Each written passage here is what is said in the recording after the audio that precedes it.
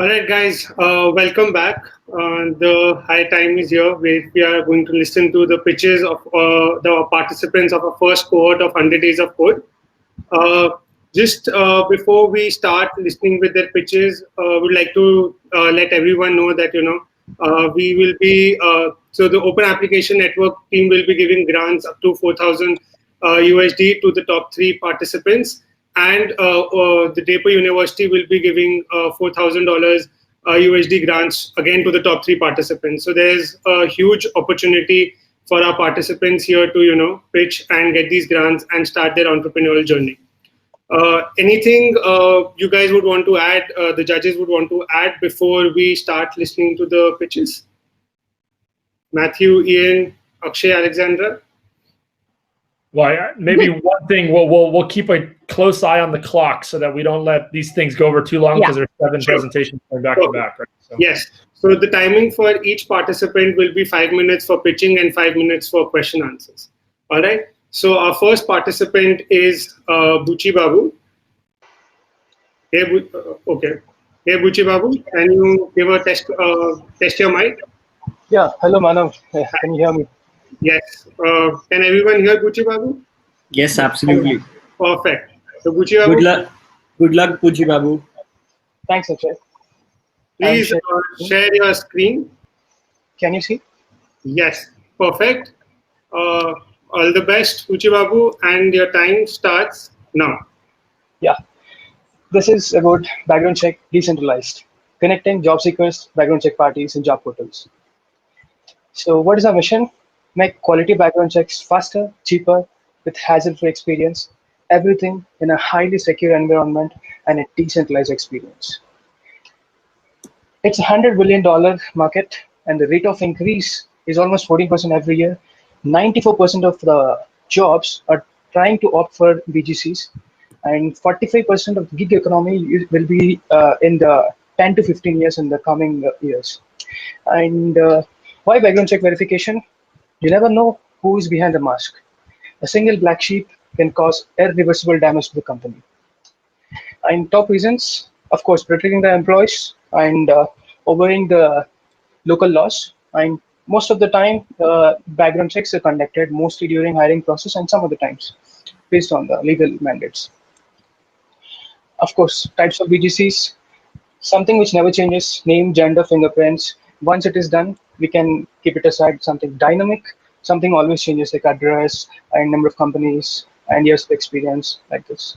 And it is always not limited to this one. It is always trying to check your tattoos, like trying to judge which kind of person you are, credit history, how are you spending, and your character reference check, everything we want.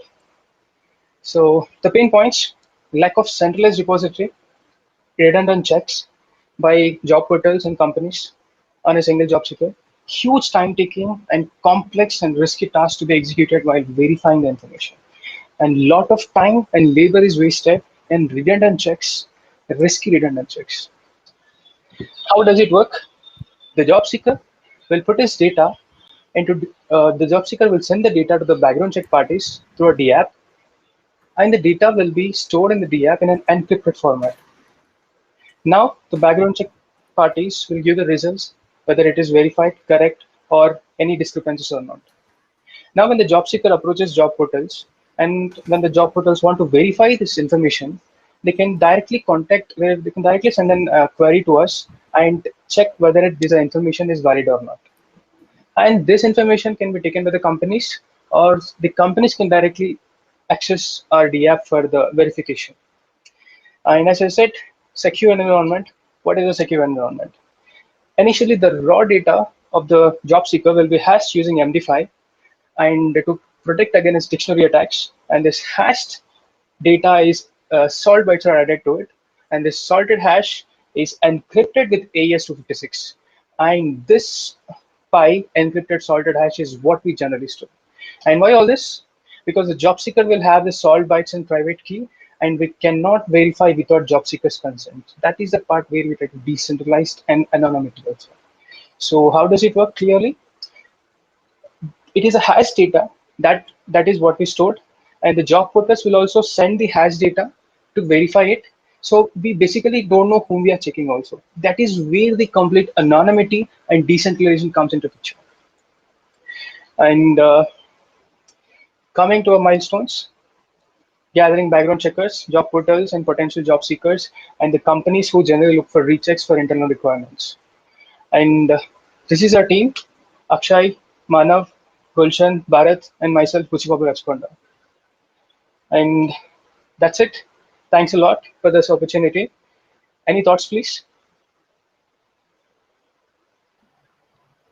Thanks, Buchi Babu. I have a question for you. I'm curious. You walked through sort of the security layers or the different layers of encryption that you're using.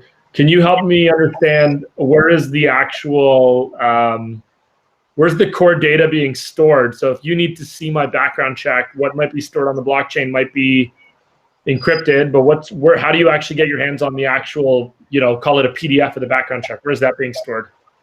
Yeah. So what we store exactly in this DApp is simply the metadata. For example, job seeker will send name, age, and gender, any other things, and experience. So that is verified, not verified. Discrepancies, not discrepancies. That will be stored as an key value paste, like generally what is the background check parties and what is the name.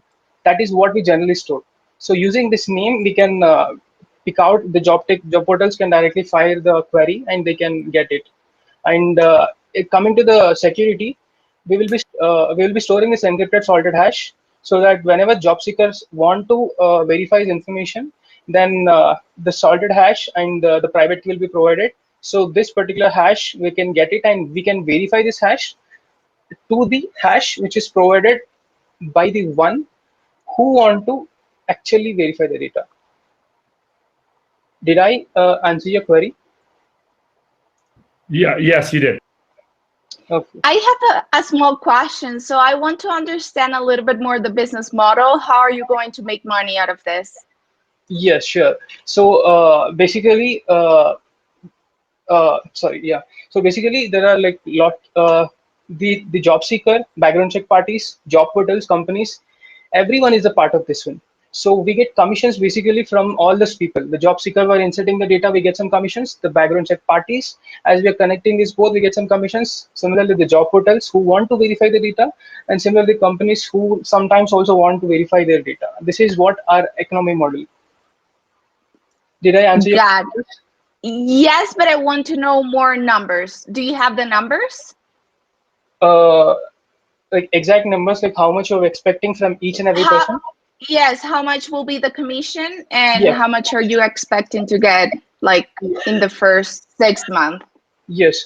So coming to this, there will be like if you understand the whole pie is like 100%, 10% would be from the job seeker, and 30% will be the background check parties, 40% from the job portals, and companies if they comes into picture the remaining pie, and whatever how much we are charging, if we ask it generally, whatever amount generally which happens for a background check, which ranges according to the local areas. Sometimes it ranges to some $3,000, or sometimes if it isn't like India or anything, it will be some different. It will like you can complete it around like $500 to $600 also. So based on that one, we would like to charge some 4 to 5% basically, like depends on the person. Like as I said, BGC parties and job portals are the people where we actually get the economic from. Amazing. Thank you so much. Okay, thanks. Any more thoughts, please? Thanks, Buchi Babu. It was very clear pitch. Thanks, Akshay. All right. Thank you, Buchi Babu. Moving on to our next pitch, we have Nitin here. Hi, Nitin. Hi, am I audible? Yes, you're audible. Please share your screen for pitching your idea. Sure, sure.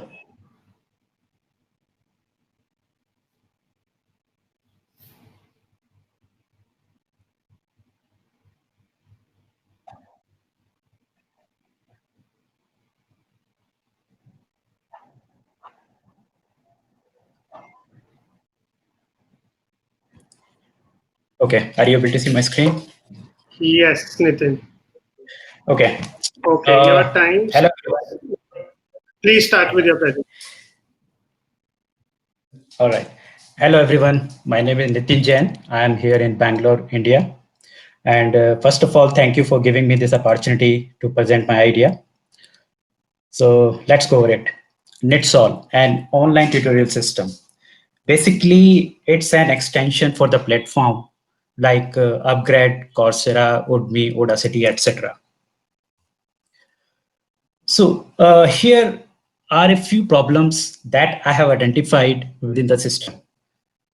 Number one, courses designed to the cater thousands of people. Number two, no personalized support. Number three, every student is different and has different learning curve. So let me elaborate more in details. Earlier, the problem was that we used to have different offline courses model. So the course were designed to cater to small batches of 30 to 50 people.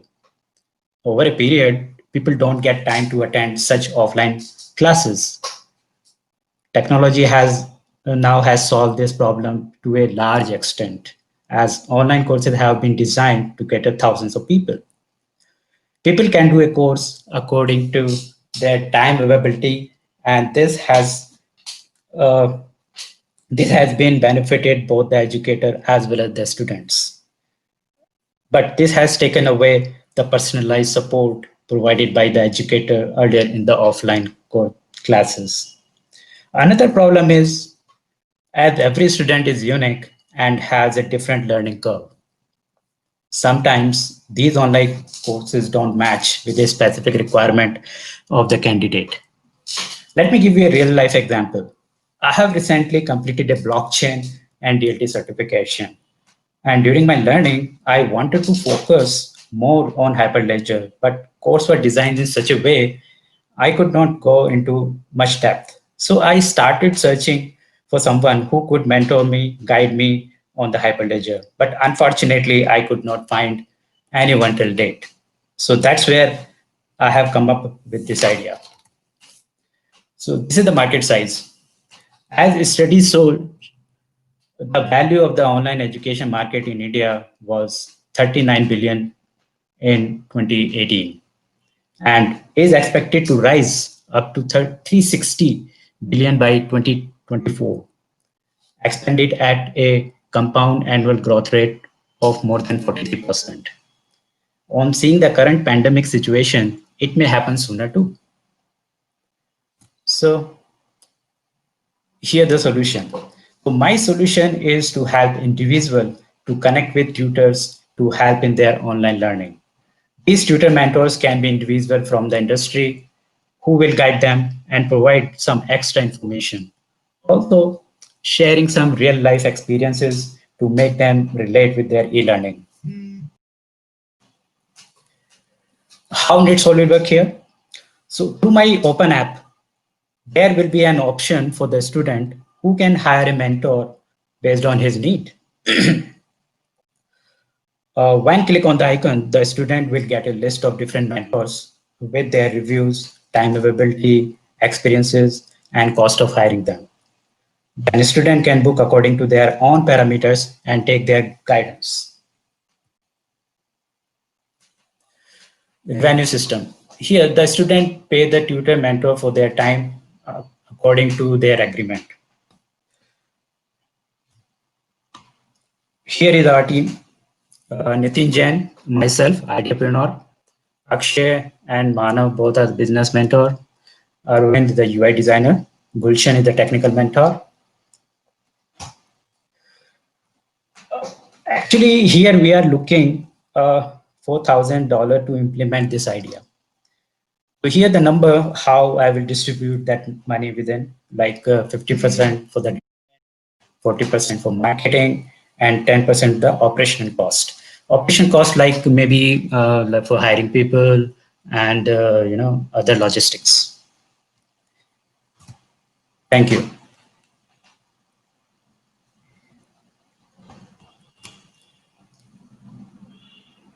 Any questions, judges, for Nitin?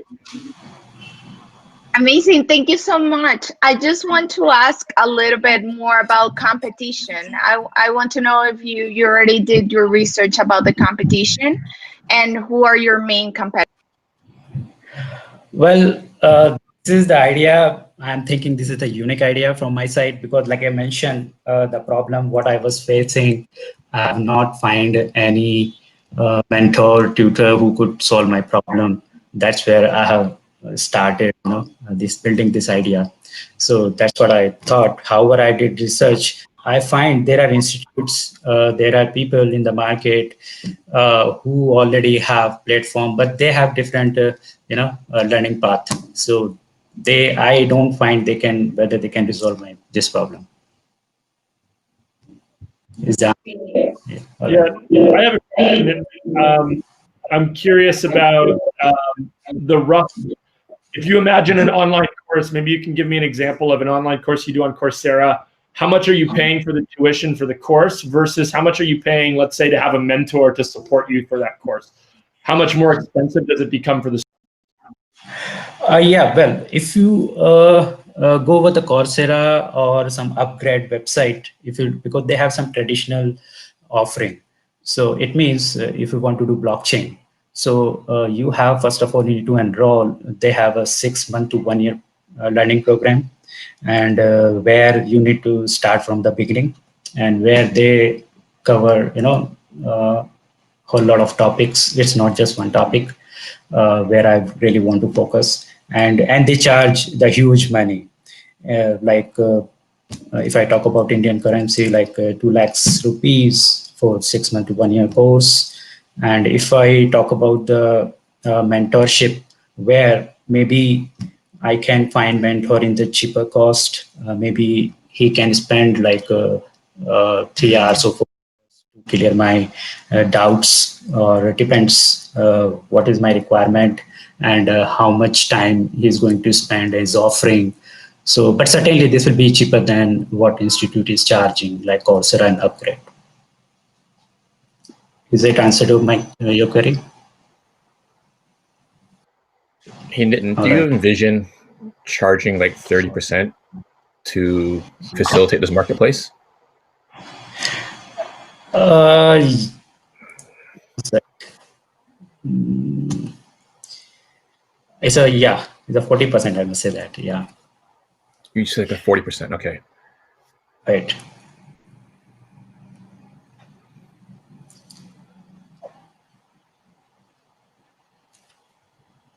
Any other question, Rajit, for Nitin?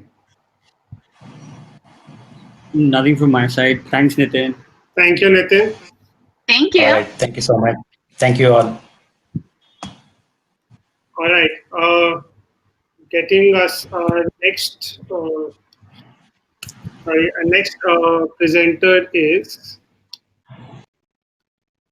Tejaswini.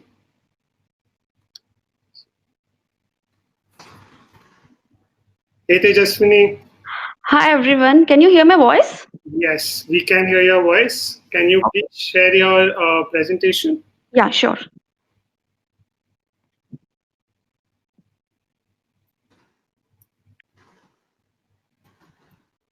Okay, can you see my screen? Yes, Tejaswini, we can see your screen. Yes, perfect. So, Tejaswini, you may start with your presentation. Okay, hello everyone, my name is Tejaswini and my project name is Lendrap. In today's world, there are many people who have great startup ideas, but they don't have money to invest on those ideas. There are platforms which are helping startups, and one of them is crowdfunding platform. But these people are helping the startups only for some certain extent, and only few of them can complete their funding. So let me show it with an example. So if you can see, the first startup got 78% funding, second got 9% funding, and the third got almost above 100% funding. So if you see the first startup, so people are interested in that startup. And what if the campaign gets closed in few days and it just stuck up at 78% funding? How can we help them in getting their target, and how can we solve this problem? So we can solve this problem by building an extension to existing crowdfunding platform by introducing loans, and we will be pitching loans from institutional lender. I have prepared few mock-up slides which will explain you further on this. Let me walk through them. So this is a crowdfunding platform, and over right side you can see an loan extension button. When you click on that, it will redirect to my Lendrav platform, and there you can select the number of startups. Like you can select on get loan, and it will redirect to institutional lender page, where you will select the institutional lender, and it will redirect to a specific page of IIFL. So coming to the market size, so in 2018, the global market crowdfunding market was valued around 10.2 billion US dollars, and in 2025, it is expected that it will touch over 28.8 billion dollars. Why now? So the first thing is crowdfunding is booming. So as you can see from my previous slide that the market value is increasing over the coming years. So I feel that crowdfunding platform is booming in recent years. Second thing is startup friendly ecosystem. India has emerged as one of the top three startup friendly ecosystem in the world. And in the recent years, government strategy is also to grow market based on entrepreneurs. As my idea also aligns with this government vision, I hope that I can get some support from government as well. The third point is startup financing. Nowadays, innovation plays an important role in economic growth of a country, and developed economics are marked based on the amount of money we are spending on enhancing the innovation, and we are directly contributing through that by providing financing to the startups easily. Coming to the validation part, so I have done few early interactions with 5 of the startups, over which I got uh, showed up 3 positive interest in that idea. And second thing is 50% of reach out to crowdfunding platforms also showed interest in their end. However, I felt that it's too early to do a partnership with them. But I also realized that knowing their interest in my idea has motivated me to move further. Coming to the ask, I would like to ask $4,000, where I would be spending 35% for design and development, 20% for initial experiment, 25% for hiring good talent, and one-fifth of my budget I will be spending on strategizing business proposition. Coming to my team members, myself, entrepreneur, Akshay Agarwal, business mentor, Samir Malik, business mentor, Bharat and Gulshan, technical mentor. So if given a chance, I would like to contribute my idea and knowledge to open application team. Thank you so much for providing this opportunity to tell my idea in front of you all. Thank you. Thank you, Tejasvi. Thanks for the presentation, Tejwani. That was really interesting. I'm curious. One observation I have, and I'd love to understand your perspective. If I think about the difference between institutional lenders and startup financing, typically an institutional lender wants certainty, and in exchange for certainty, they receive low returns, right? So they're okay with low returns because they get certainty in their investments. Startups have lots of uncertainty, and in return, investors typically get very significant returns, right? So how do you bridge that gap between the requirements and demands of an institutional investor and the risk associated to startup financing? How do you think about that in your business model? Okay, so as you can see, IIFC has providing loans for initial startups. And I see that by providing the loans to initial startups, we can encourage them, and over there also they are providing no collateral for them. And in my business model, I feel that as it is an initial stage, and I would be just asking only the success rate here. So so suppose if you give 2 years of timeline for these startups to uh, meet their target. So in that case, we will see that if they are able to achieve that through institutional lender, and if they don't, then fine. But if they are able to achieve it, then we will be asking some amount like that. So Like a success fee, is yeah, that? yes. So success fee for the for that. Yeah.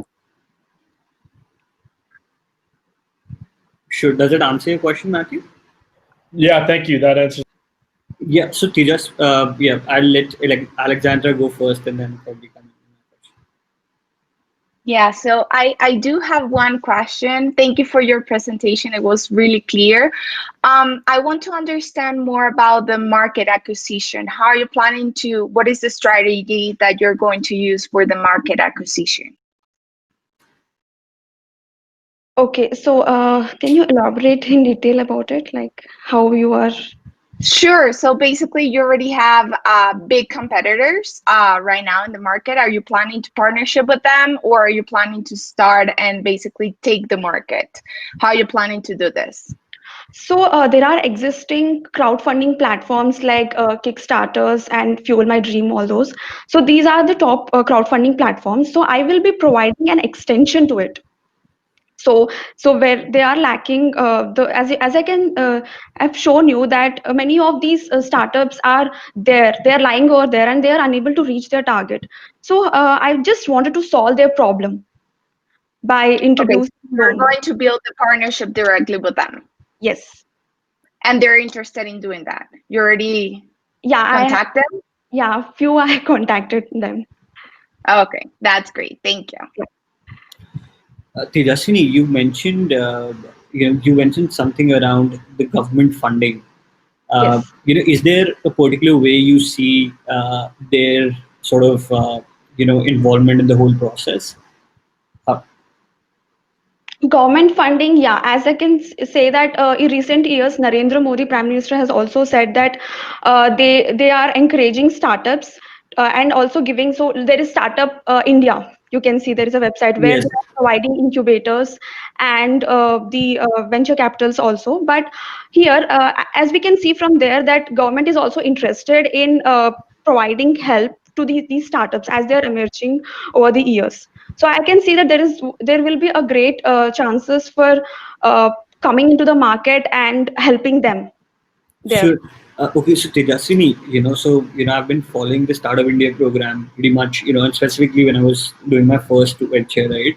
Over the years, what I've seen happening is that the government has given funds to be deployed by, the larger co-working spaces because they have a pool of startups, and they've also sort of handed the funds, right? So if a fund is investing a rupee in a startup or a dollar in a startup, the government would match that funding, and they would take an equal amount of equity in the startup, and which they will over time sort of dilute so that the startup can individually be sustainable, and they sort of move out of the support phase, right? So in that process, do you think the larger investors would be able to interface with this whole thing?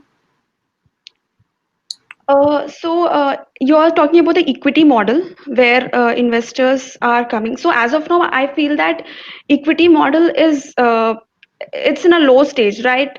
And I would like to concentrate not the equity model but the debt model here, where I will be providing loans on a specific interest rate from the All right. institutional lenders. All right. Sure. Makes sense. Thanks, So Tejaswini. did it answer your question? Yes, yes. I think I was a little, yeah, I understand the space to be. Yeah. Thank you, Tejaswini. That time is up for the question answer round. Very, Thank you for sharing your idea. very nice pitch. Thank you. Bye. Bye, Tejaswini. Thank you. Let's have our next presenter. We have Avinash. Okay. I think so. There is some network issue at his end. All right. Hey, Avinash, can we do a Hey, mic? hi Manav. Hi. Hi Manav. Can you confirm if I am loud and clear? Yes, we can hear you Very well. Perfect. Can you please share your presentation screen? Yeah, sure. So, okay. So, just give me a second.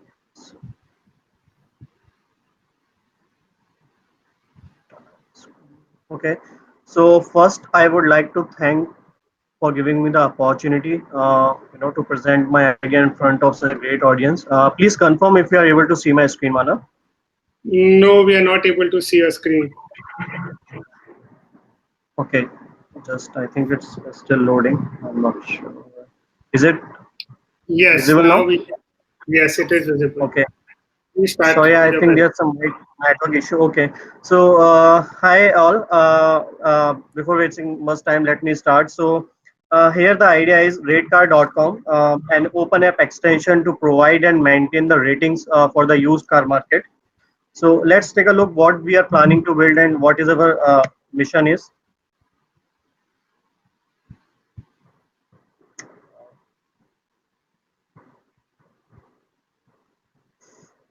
I think it's some network issue I am facing here.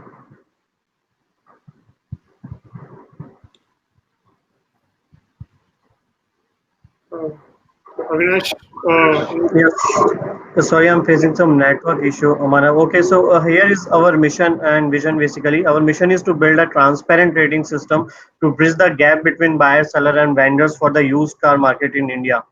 So let's take a look at what is the current problem exists in the market right now. So the major problem is basically there is no single point of source right now in the market where user can go and review the rating of the used car market. Though there are many vendors available now, but everyone has their own separate system, in the market. Second, which the second most problem which faced by user is basically paying for multiple quality checks, as there are many vendors available. Every time the user if wanted to sell a car and he wanted to opt for all the vendors, he had to go through the separate quality check process by all those vendors, and he has to pay separately also for all these quality checks. So these are the two major problems exist currently. Now, how we are solving it and what we are proposing. So we are proposing an open app extension for providing and maintaining the rating for the ready to sell used cars in India. This will be a one point solution for users to come and check the rating of the car before making any decision of buying. So let's take a look at how it works.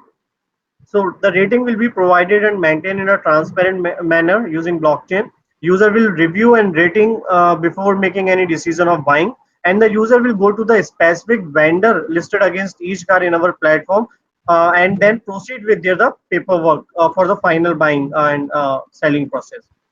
So this is the three high-level steps which shows that how the flow gonna look like.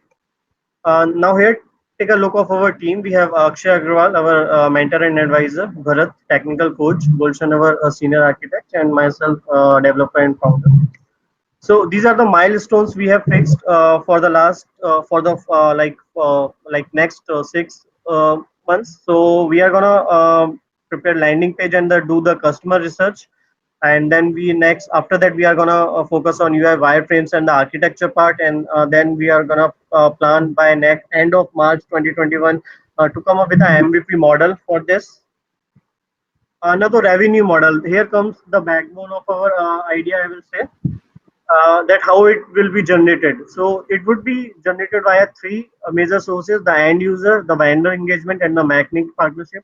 The revenue will be generated via end user when user will pay some amount for the quality check process. Vendor engagement will be on the commission based, and we will also be having a relationship with the mechanics. It would be on a incentive based, and whenever the request for review will come, we will engage them on a I mean to say in our review and quality check process. So it would be on a more, I will say, intensive incentive based relationship with the mechanics as well. So now, why now? So the Indian used car market has increased like in the last few years on a very rapid scale, and it was recorded valued of 24 billion in 2019 and expected to register a growth of around 20 to 25% in the next 5 years. And we think this is the right time to come up with the solution for the existing problem in this sector. So with this, I would like to thank you and would love to hear your suggestions and thoughts on this.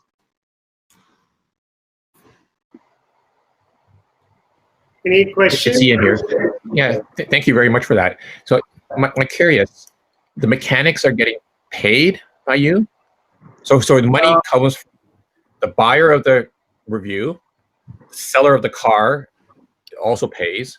Does the mechanic pay, or does the mechanic provides the data? so for the mechanic, we have, as I mentioned, it would be like on a more, I will say, a relationship model where we will be getting, see how it will benefit us basically every time when a user has to, go for like any kind of quality or any individual performance check, he has to go to the mechanic. So once we will engage the mechanics with us, it will give us more user basically. So maybe it will not come via direct as a like mechanic will not pay to us, but it would become as a user based approach. I mean, they will be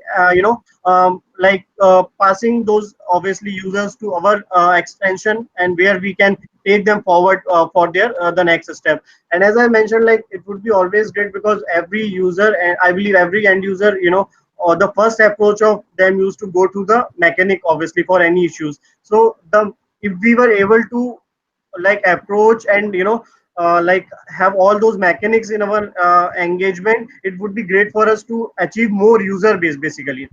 And as I mentioned, we will be actually engaging them via some incentive ways. So when we are engaging on some request basis, we will be having some incentives, so that it will also feel and for them, okay, they are also getting something in return, and we will obviously get a good user base on behalf of that.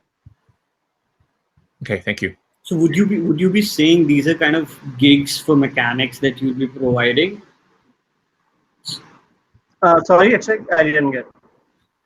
Yeah, so I was saying, do you think reviewing would generate a gig for a mechanic? So see, when I say reviewing means obviously like whenever a user goes to mechanics, he has to do those things, right? He always used to go for some fixes, and so it user always listen to the advice of mechanic, I will say. Okay, so whatever their issues or whatever the checks he is doing, he always listen to the advice of the mechanics. So when I'm saying that reviewing to engaging mechanics in our review system means, it would always suggest them to that okay, this is then like extension exist, and you can go to this and they will be having a good service for you. So in that way I am meant when I'm saying engagement model. So review will be there obviously, because we will be having a standard we will be having all those standard checklists which need to be covered for any car rating system, and then based on that checklist we will be following those process ahead. Sure. Thank you. Avinash, this feels like an interesting solution if you have very wide market penetration. How do you bootstrap this? How do you start from 0 users to becoming, because it feels like that you're going to have an adoption problem, because it's only useful if everybody looks to you as the default. But how do you become the default? Okay, yeah, okay, sure. So as we have already begun our process, by reaching out to the existing vendors basically, and we are now in a process to understand their current working model, okay, and how I think that we can be a part of this system on a very like upfront, that the problems which I mentioned, okay, these are the really pain for users, because going through multiple checks with every vendor, it's like a very really hectic process. So it's always user always preferred a single point of solution, a single point of source where he can actually get a complete history, or a transparent rating system before making any decision of buying. So I believe though there are already players exist, but we are not competing with them. We are already providing an I will say an extension to make that leverage basically. So we will not be anyway, we will not be having a competition with those existing vendors, because we will not be engaging in the buying and selling. We will be only giving the I will say the rating system. So it will help vendor obviously, because right now different vendors have their own checklist of standards, and they used to follow those separately. So now there would be a single point of source where user can also trust and vendor can also trust. So like this way, I don't see there would be any competition which we have to face with these existing parties currently in the market.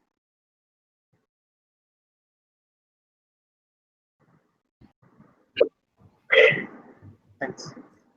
Thank you. With that, time for the Q&A is finished. Uh, Thank you, Avinash, for Thanks. sharing your presentation. Thank you. We have our next pitch is by Suprabhat.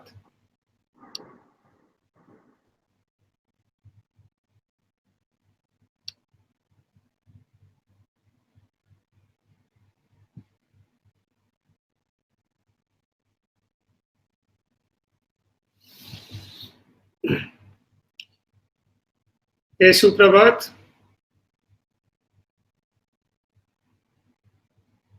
Okay. I think so. There is a network issue at his end.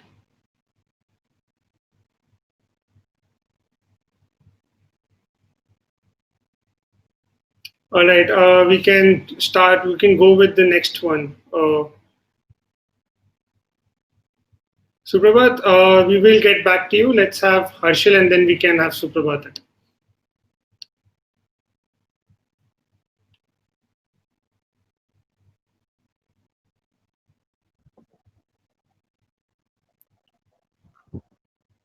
All right. Am I audible? Can we have a mic test, please? Hi Mano, am I audible? Yes, very well. Thank you. Please share your screen. Yeah. Just give me a second. Good luck, Harshil. Thank you, Akshay. Okay, everybody can see my screen now? Yes, Harshil, just give me a minute. Yeah. Yes, you may start now. Okay. Hi everyone. My name is Harshil, and today I'm going to be talk about my open application Learn Wisely. So everyone here must have been through this online platforms or must have done some certifications online from this websites like Coursera or Udacity. So if you look at these websites, the review system of this website is not that sustainable. So not even this online learning platform, but if you see the e-commerce websites like Amazon and Flipkart, the review section of these websites are always at the bottom of their page, and also they don't give much attention to these reviews. So my main problem is that reviews are very important to a product because it gives the product insights. It tells you about the quality of the product, whether the product is good, bad, or worse. And these review systems are highly centralized to their platforms, so they can be subject to tampering and manipulation, or even they can be faked or deleted. So why not come up with a solution where we can create a decentralized review system with high integrity, and also I want to build a good community resilience where users can come and they can trust my websites. So why am I focusing on online learning platforms? Because if you look at the market size, there's an expectation to reach the value of 360 billion in 2024. And also if you look at the annual growth of the last 5 years, it's almost of 44%. So there's a good learning opportunity for the learners right now in India, and due to this COVID-19, the learning opportunity is been increasing very much. Uh, okay, now let's come back to my product, where there are three main things I want to highlight where what my application will give you. The first is an authentic review. The second is the rewards, where if a user reviews my product, reviews any course, so he can get a reward within this Avon wallet. Also a reviewer, all the user can chat with the existing reviewers who have reviewed a course, so they can get much insight about that course. Now coming to the business model, my main hero of my application is reviews. So reviews will help me for the lead generation. Also reviews will with the help of reviews, I can provide feedback to online platforms to improve the content. Also I can help users to get a job opportunity based on the skill set. Now, whatever investment I would get, I would release an early MVP so I can get an early signups on my platform, on my extension, and also this will help me to test an idea with a real users to before committing to a full development.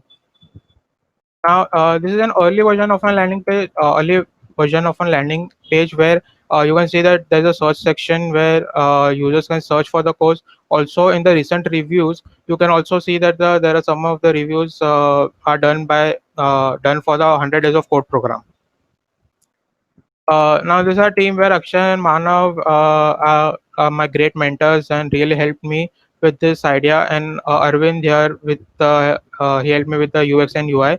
And me myself, I have worked in a technology like Hyperledger and Ethereum, so this was a great opportunity to work with OpenApp. Thank you. I would love to have your ideas and opinion on this thing. Can I clarify something, Harshil? What is being reviewed? The course, or the instructor, or the student? Like, what review are we talking about when you're in the business? We are reviewing only the course, like only the course which are provided by the online platforms.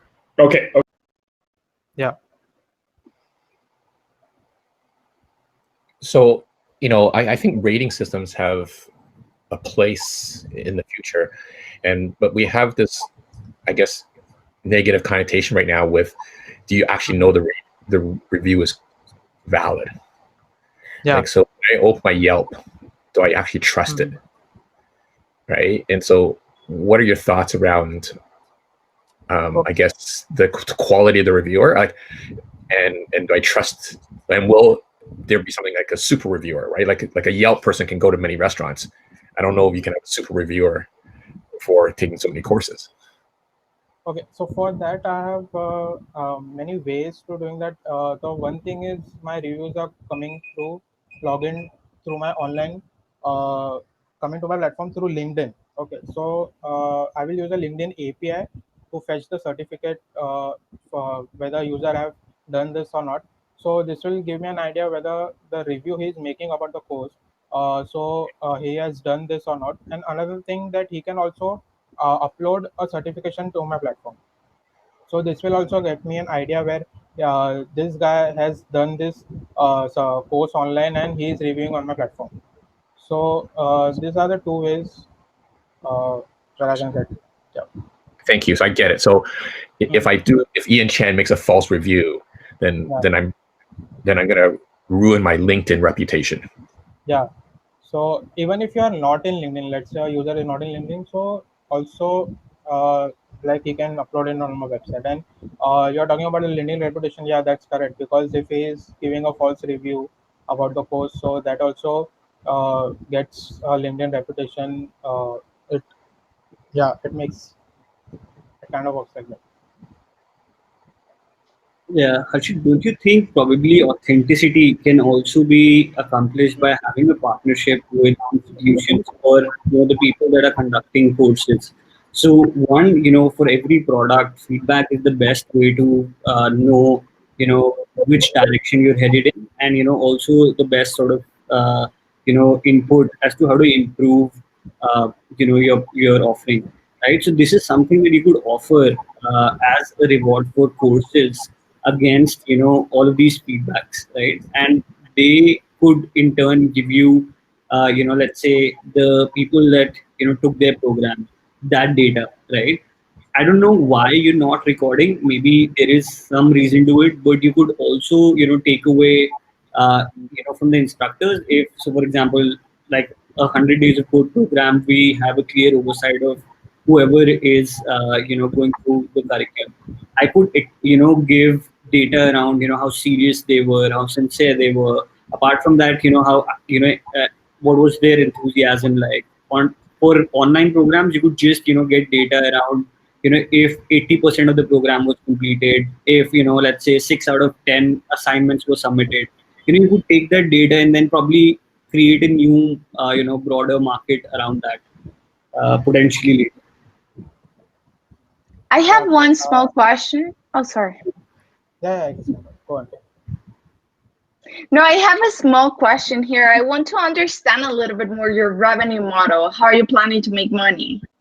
Okay, so revenue model goes like this. If suppose a user comes to my application and he reviews one post on blockchain, let's say 100 days of code, and then he goes learning, reviewing. He will read my reviews, and then he will fetch, and then he will buy the post.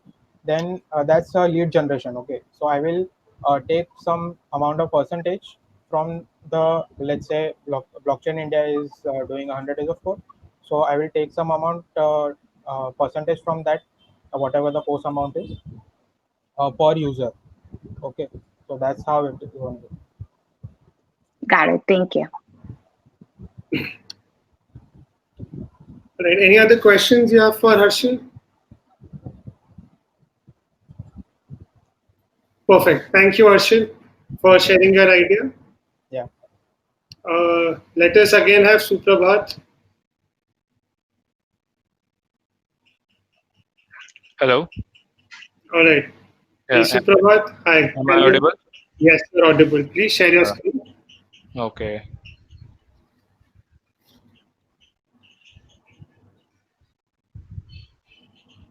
Are you guys able to see it? Not yet.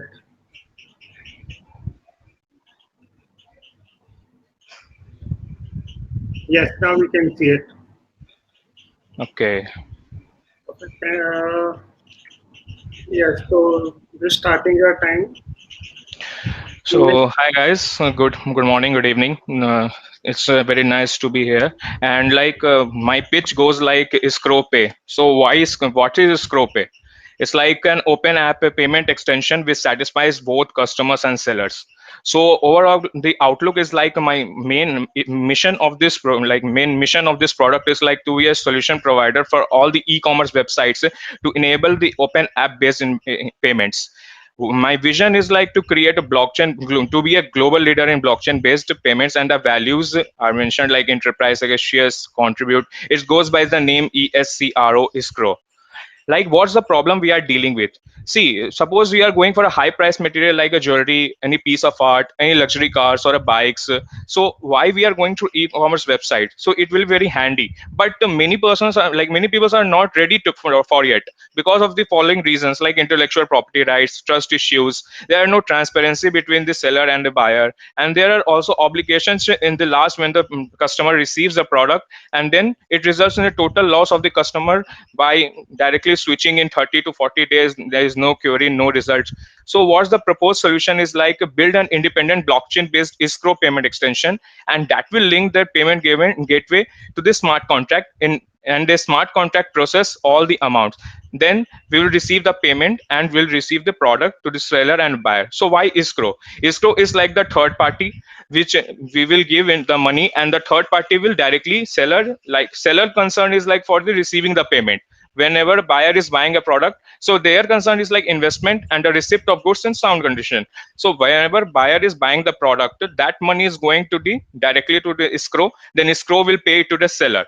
Okay, and this can be held through a digital payment process, that is escrow. So by blockchain based escrow payment, see, earlier traditional escrow payment is like whenever you create an escrow account, you got to give a transaction fees, and you also why you want to trust a third party, as we have already informal trust between a first person and the second person. Why create a third person?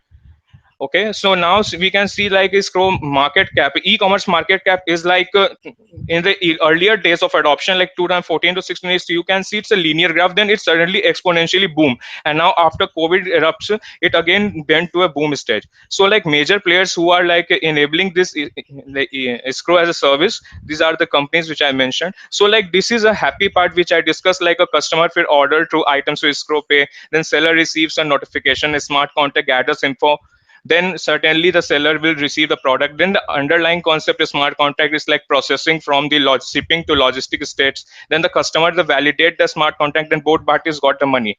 What about if bad characters are involved? That's the happy part. But here's the like a flow play once a product is delivered, but suppose no one is going to pay the money, but here is like we have designed a key identification process as a part of an ID mapping. So wherever whoever is like a part of from shipping to logistics, person to person assigned, they have to give the ID of that current status, and that will get tracked and that will get recorded onto the smart contract. So if someone, it's like the product is not delivered to the patient, like the when seller is like not getting the money, but that the money is debited, so automatically the money will get like the money will get refunded, and this enables the process automation hampering. So like what I designed is like stage 0, stage 1, stage 3, stage 4. It's like and connect the e-commerce website through APIs. Then we can connect to escrow payment to UPI UI, sorry, not UPI, UI based payment page. Then we can go for the IVA based payment solution, which are just like the Paytm, all the like the wallet solutions which are already there. We can take a IVA based solution to our landing page UI page, and we can develop also a scalable solution through social media sites and influencer, just like when a product is displayed, so that product should get directly to the escrow pay enabling, and that will return in rewards points.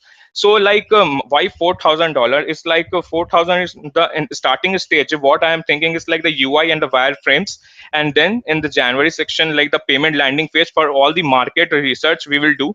Then after that, we will try to go to e-commerce website and we will connect with them. So why now? Because escrow as a service has a recent future, and like it can surpass it has already surpassed $1.5 billion, but it's escrow.com is a third party. And after COVID, like companies are more eyeing towards escrow payment.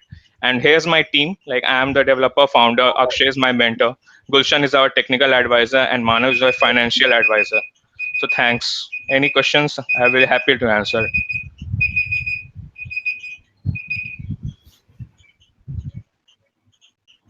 Judges, any questions you have for Suprabhat? Yeah. Thank you very much for that. I think I get it. It's very, I can't imagine, I can't believe it doesn't exist already. It's so have not, you done research on the competition and actually, yeah, it's not there, Ian. And like there are third parties. Yeah, tell. Yeah, so sorry. Sorry, go ahead. Yeah, you can tell me. Yeah. No, have you done the research as to, like, doesn't eBay already have a escrow, or doesn't Amazon Marketplace already have an escrow? They are like all the external escrow websites, they are like offering mortgage loans for the property dealers. They are like not implemented to the e-commerce websites. So what I am deciding, and we are deciding, it's like we are going directly for the e-commerce website on the like first starting one. And like the mortgage loans and depend that the property things, they are based on very huge transaction loads, and they are like third parties, and we are not providing a solution for a third party. We are like incorporating a one single feature, just a button box to the existing solution. If you see Amazon or Flipkart, they have already a customer built up, so why to hamper them? So directly we are giving a third party, not a third party, we are giving directly a button based option that will enabling the escrow pay. And Suprabhat, can you explain a little bit about the mechanism for the escrow? Somebody, you explained it as a smart contract, but somebody still needs to confirm that the goods have been delivered before the payment is released. How do you trust that the goods have been delivered?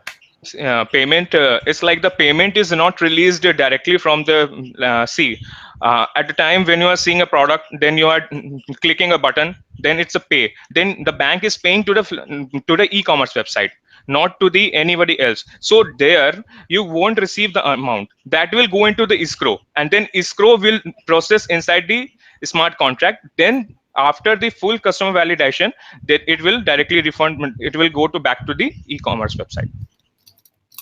Yeah, but just so that I understand, if I'm a customer and I receive my product, but I go and I say I never received my product, how does the system know that I'm not lying and I'm not just penalizing the? Yeah, that's the main objective. That's the full play. It's like see, you received a product, but behind you there are, from shipping to logistics, there are multiple parties and there are multiple persons encountering. So they also, yeah, So the logistics company, the delivery company, they're all involved in the confirmation. and they also give their ID, and they also give the ID and the transaction status where it's going in the smart contract. Thanks. I think it goes back to the happy path, right? So if the happy path and the buyer and the seller are both happy, then they can both sign the smart contract and release the funds. Yeah, I think it's the unhappy path that you're gonna have to deal with, right? And then how often does that occur where one side disputes it? And then I think you may need an escrow, you may need an arbitrator, and I don't know in a decentralized world who the arbitrator would be. So that's what we needed to solve for. Yeah. Any more questions? I'm very happy to answer. I do not have any questions. I just want to say that I really like your presentation. It was really clear. Thank you. Thanks, Alexandra. Thank you, Suprabhat. Let's move on to our final pitch for the day. We have Anuradha and Ramesh presenting the final pitch for the Open App. Hey, Anuradha, hey, Ramesh.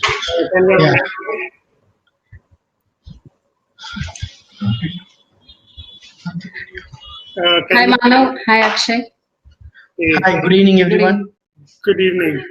Can you share your screen? No, not able to.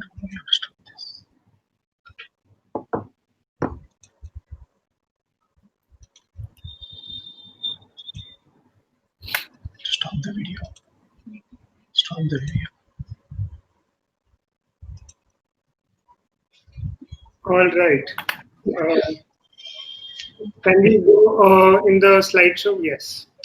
So you can see the screen, right? Yes, you can. And I'm starting your time. Please start with the presentation. Yeah, good evening, everyone. This is Ramesh, and Anuradha is here with me. We have been working on blockchain-based user authentication. The problem that we have been trying to address is, as you know, that recent Twitter accounts being hacked of popular politicians, celebrities, starting from Joe Biden to Narendra Modi and Bill Gates, etc., that every one of us here is aware of. And as you see that there is 14,429 crores of bank fraud cases registered by CBI in the first half of 2020 in India alone. And there is alarmingly very high number that's not been registered. This is the recent Narendra Modi account being hacked. So this is a small research that we have done that 62% fear financial fraud on the internet. There is 37% have admitted to terminating financial operations midway as they sense that there is some fraud on the activity. The main problem this problem is mainly due to storing of user credentials in the centralized server. Thereby, the super admins of the systems have complete control over the user data. And any compromisation by the super admins will lead to leakage of user credentials, and thereby a lot of these problems do crop up. There are other reasons why they still are there, but one of the large problem is that their data is centralized and super admins have complete control over user data. To address this, the industry has come out with multi-factor authentication, which is a continuous ongoing research that's happening, and there are improvements that are happening, but it's still not addressed completely. There is an estimated market of 26 billion by 2025 in this multi-factor authentication market. And we have designed this blockchain-based user authentication. We store the user credentials in the blockchain. And by the key features of blockchain being decentralization, the super admin control is eliminated. Thereby, the leakage of data, user data is also eliminated. Then immutability brings very high transparency, and there is public and private keys demand for every transaction submission. The other value that you also can get to see is that even if some particular user loses a device, either mobile or laptop, which has public and private keys, the damage on the data is limited to only that user. He cannot, or the other party cannot damage any other data in the system. A high-level architecture of the solution is here. For any product or any system, when they adopt our solution, they try to create an account with that particular service provider, and when they create a username and password, we store them in a proxy server using IPFS protocol and also store them in blockchain. And when the user next time comes to log in, we first verify them on the proxy server. This is to reduce the load on the blockchain network. If at all the service, if the login details fails here, they will be sent back so that you can reduce that amount of load on the blockchain network. And if it passes through this, then again, we send a token to the user where he submits with private key and public key. We take those details, we fetch the data in the blockchain, we match the hash values, and if the user is verified, upon blockchain verification success, we give them access to the control, resource portal or application access. And this is pretty much known as secure authorization server that we want to build on, and that is where we want to provide solutions. And down the lane, we want to build a full-fledged extended services like matching to zero auth or auth zero systems.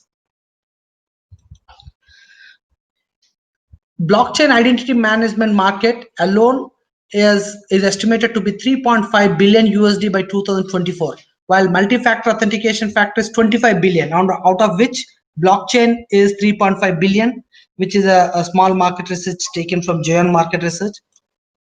And this is where our market actually exists, and this is how we would generate our revenue. Deployment of public, private, and hybrid clouds depending on the industry, customer, and the need.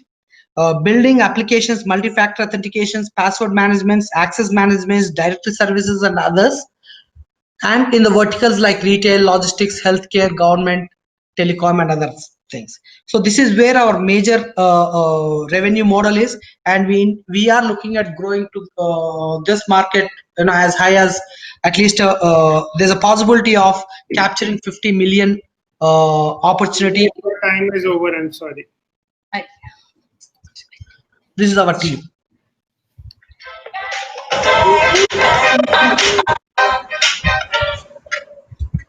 Any questions for them? Yeah, that was a very, very interesting presentation. Thank you for sharing. I'm curious if you could walk me through what's the centralized example today. Is this a replacement for a password manager like LastPass? Is this a replacement for my two-factor authenticator or text authentication, or like where does this fit into the normal process? Let's say I want to log into my bank account.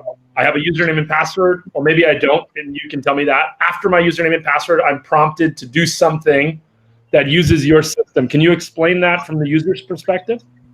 Yeah. So you will have a username and password, but you will also have, you'll also have a private key being submitted into the system, which is not happening right now. In the existing system, it's OTP is they are using OTP and other ways of verifying, using in the part of multi-factor authentication. But here we will be, since our system is set up on blockchain network, using MetaMask or our solution can come integrated MetaMask solution where the private key that is stored gets submitted along with the token key that we send after successful login into the proxy server. Understood.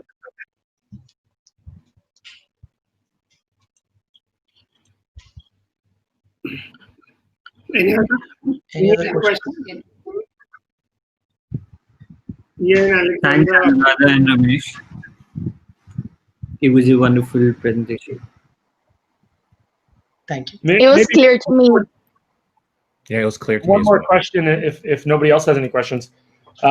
Is this just another factor? Like if you go from two-factor to multi-factor, are you just creating another factor? Like I could still do text authentication, I can still use Google Authenticator, I can still use email, but you're now creating another factor that you can add to the list. So if I really want extreme security, I do 6 factors, and your factor is one of those 6 factors. Yeah, but this is blockchain based, so one other thing is that all Google and others are all centralized systems where the super admins can still run over your data and then do the damage. By if at all somebody compromises in their systems, the damage is, there can be damage. But in this network, the super admin doesn't have the control. The system doesn't permit any super admin to run over your data. And henceforth, apart from being, yes, this is part of additional one more factor of authorization, but this provides that it is decentralized and there is no super admin sitting on Understood. it, controlling Yeah, the data. Thank you, Anu. Thank you, Anuradha. Thank you, Ramesh, for sharing your idea.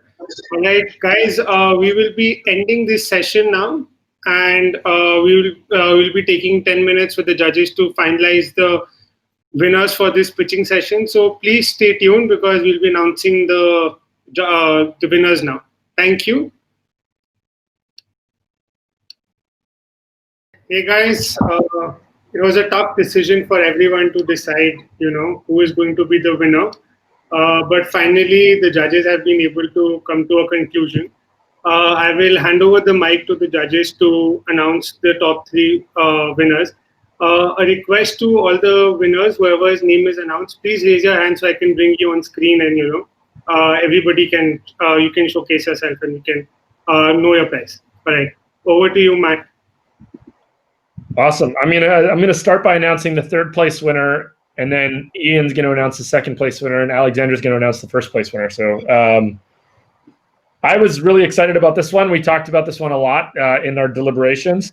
The business model seems really exciting. The opportunity to create a new, digital innovation for car mechanics was really exciting. So we're excited to announce that Avinash and Rate Car are the third place winner. Congratulations, Avinash.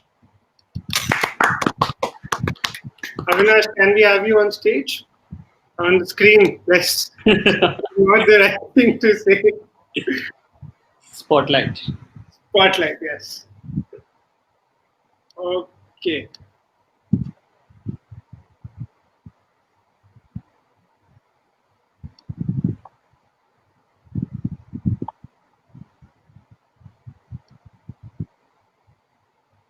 All right, I think so. There is some connectivity. Too much of excitement, I think. I forgot to say what Avinash is winning. I forgot to say the prize. So Avinash is winning a $4,000 scholarship from Draper University and $25,000 Aon worth about $2,500 from the team at the Open Application Network.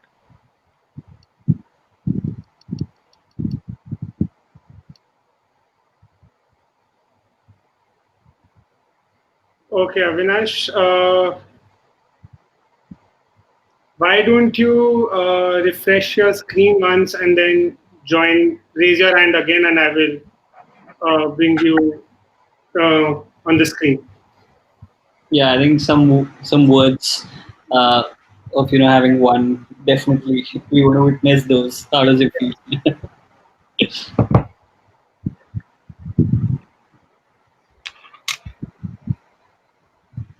Okay, I think so. Yeah, there has been.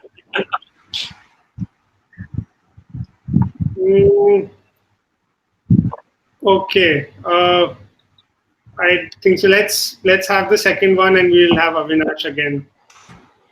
Okay. Again, thank you for all the participants, and it was exciting to see the passion and the thought put into the process, and it was very difficult for us to actually choose, and so I'm going to announce the second place. The second place is Escrow Pay. Awesome. Suprabhat, can we have you come on screen? And then the prize for the second place, we made it the same as the third place-ish, which is the Draper tuition, or the 4,000, as well as 25,000 Aon.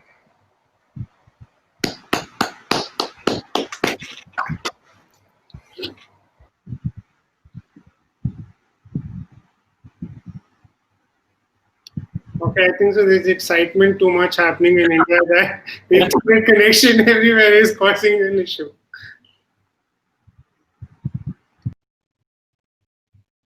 The first one then, Alexandra. Oh, okay. Perfect. So for the first place, we love the presentation. We love what she's building right now.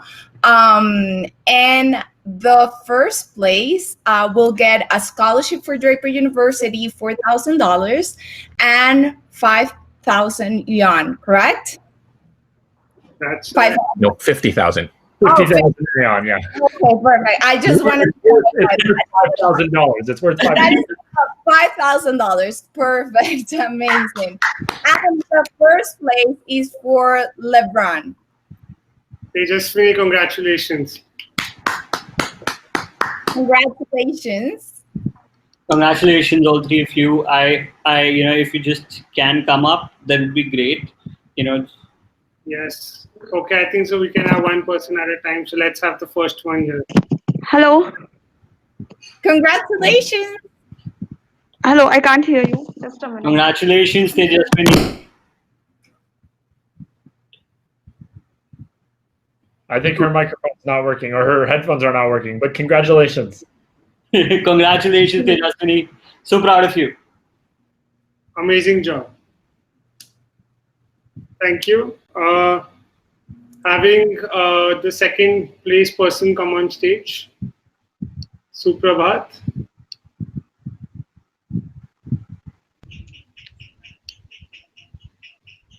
Hey guys, I guess you're able to hear me now. Congratulations, buddy. Yeah, thanks everyone. Thanks Ian, thanks Matthew. Thanks Alexandra also. It's been a great help by Manav and Akshay. Like they are pushing every day, single, like every second and every minute they are pushing. Go with it. Even if you are not feeling well, you are restless. They will give you some time, but you got to push yourself to be successful, or you be won some grant for your prize for your startup. Well, congrats. It paid off. It paid off all your hard work. Yeah, thanks everyone. Thank you, Suprabhat. And now.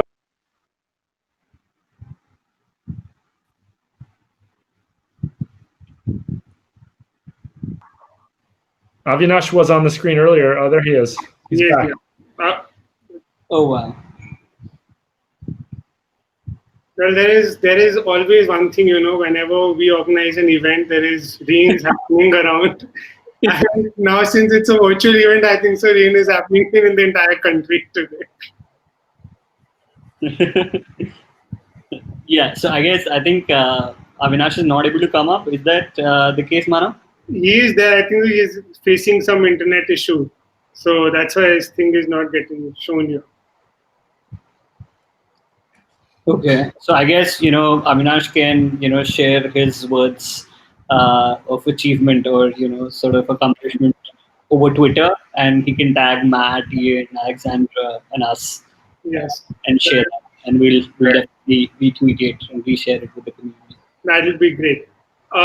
Thank you, everyone, for being part of this event. Thank you, Ian, Matthew, and Alexandra, for taking out time and listening to the pitches and for the amazing prizes. To all the participants, a great journey we all have had. It's not the end for the ones who haven't won. There is still a long way to go.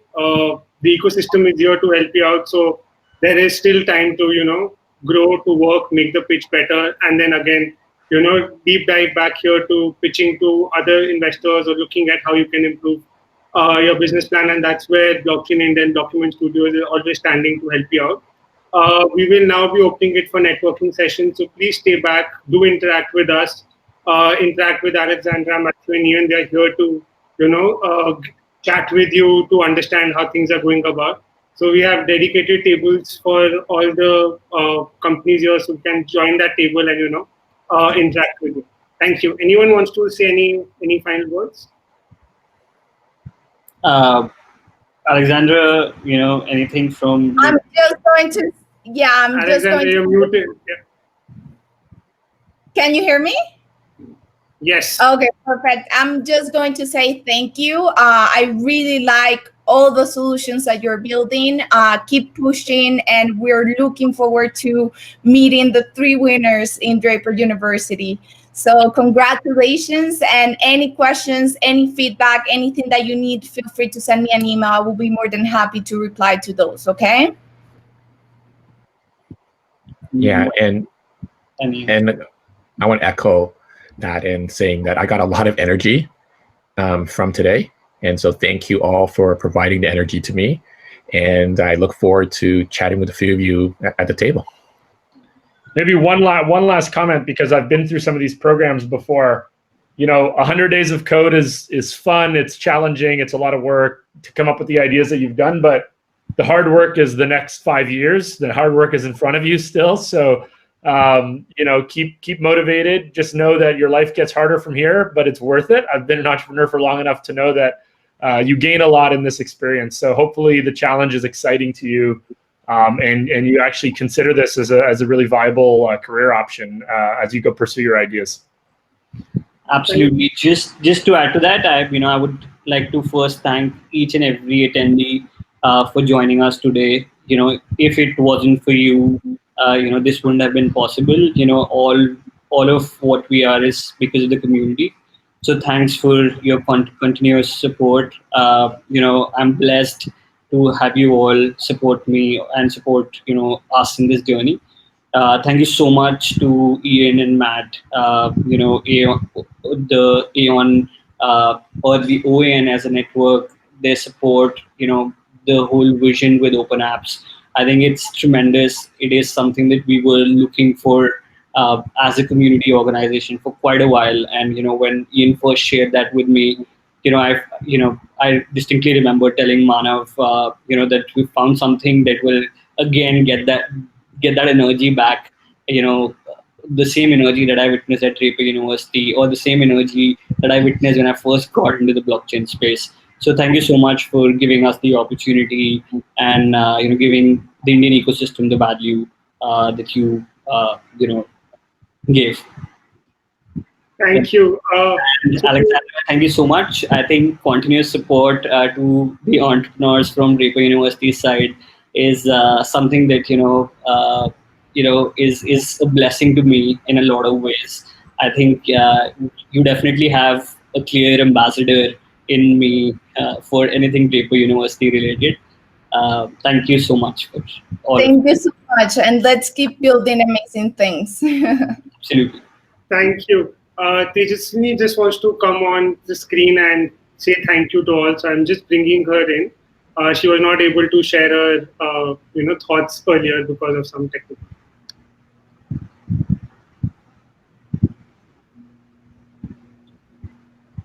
Hello. Yes, Tejaswini. Yeah, thank you so much. I'm really overwhelmed with the results, and I would try my level best to contribute to OAN and try to help the ecosystem as much as I can. Thank you so much. Thank you. Thank you, Tejaswini. Thank you. All right. Thank you, everyone. And we were looking to interacting with everyone in the networking session. Thank you, Ian, Matthew, Alexandra, and Akshay for taking out your time. Thank you. Yeah.